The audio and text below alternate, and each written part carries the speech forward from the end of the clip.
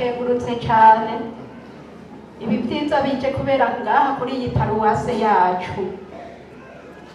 Mu gukenguruka musazanje yajanye n'abana 6 ba data wacu 2 n'umugore wiwe na mama.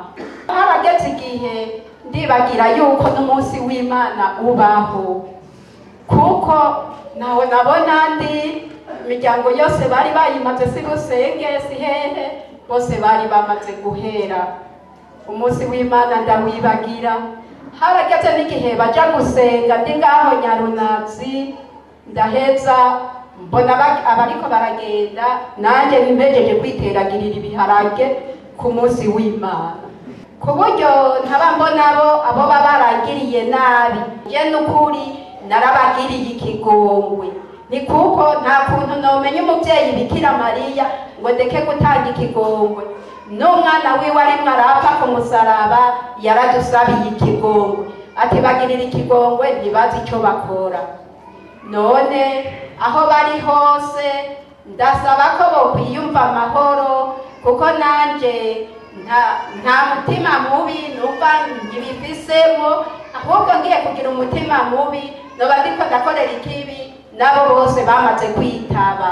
Shaka aho bari binezererwe hamwe n'Uhoraho, maze baronka amahoro, abakoze ikibi baronka amahoro, bisanga amahoro. Nibambona babone yuko ndi umuvukanyi, nanje kandi ndababone ko ari abavukanyi. Nitwa Ngendakumana Pierre Karaveri, gisata ca Rugerero. Intambara igihe yabera ngaha muri paruwase yacu, jewe nari mu bari ngaha mu ngoro y'Imana, banza gukengurukira Imana kuko ico gihe ndi umwe yasigaye mw'isengero hagati y'abahitanwe n'intambara n'amasase yari ngaha mu ngoro y'Imana. Navuye ngaha mu ngoro y'Imana niruka, atanu asigaye ngaha.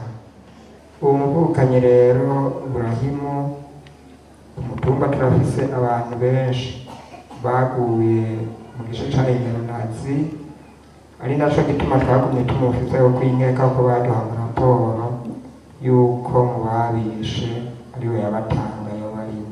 Mpagaze ngaho uri kumwe n'abandi Rakiza Madobo kugira yiyumve yisanzure yuko tumugiriye ikigongwe, aremuruke ku mutima, natwe turemuruke, hanyuma tubandanye tubana nk'abavukana, na cane cane muri iki gihe co gusubiza hamwe no kurekuriranira n'iyindi myaka yose izokurikira.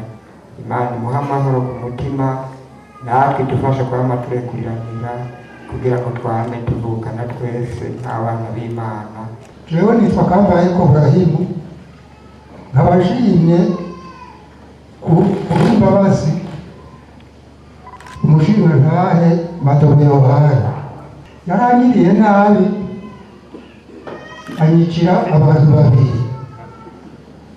Muvyaranje w'umugore yarahetse umwana, akamutaba ibuye, akamuterera mu ruguru.